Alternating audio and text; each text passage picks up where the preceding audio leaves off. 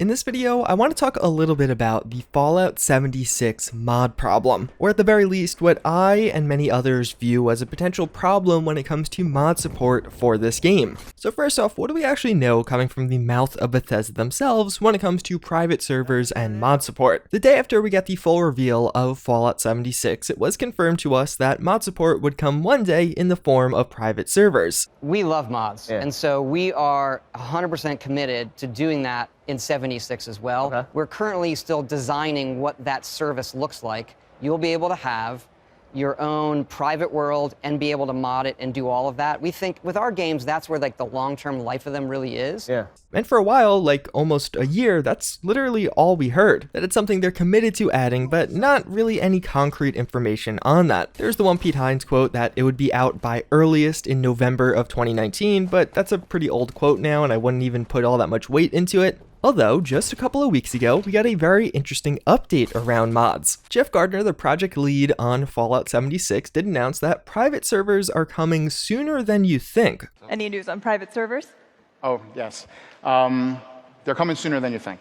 That's all I'll say. Seeming to indicate that maybe they're not even all that far off, just a few months away at the earliest. So that announcement definitely got a lot of people excited. It got them reinterested in the modding scene of Fallout 76 and what potential it could have once we get official support. Although, one big disclaimer around that, even though many times private servers are talked about in the context of mod support for this game, this time he technically just said private servers, and as me and many others have speculated, I think what's coming sooner than we think are just those private servers. Likely servers that you can pay a couple bucks a month to have for yourself and maybe customize some of the settings, invite some of your friends, and play with who you want to specifically. And maybe even set your own rules on that server. Now maybe this also means mod support, but I think that's very unlikely. Fallout 76 has been out for just under 9 months at this point. And over those 9 months, Bethesda and us as a community have learned a lot about the monetization of this game, as it seems like cosmetic microtransactions as well as a select few utility items are one of the best ways to actually monetize Fallout 76. Now it's not totally clear how much revenue is being generated from microtransactions in this game versus how much from the actual game sales, but considering the fact that the actual physical copy of this game has been on sale for like 7 months straight at this point if you buy it from certain retailers,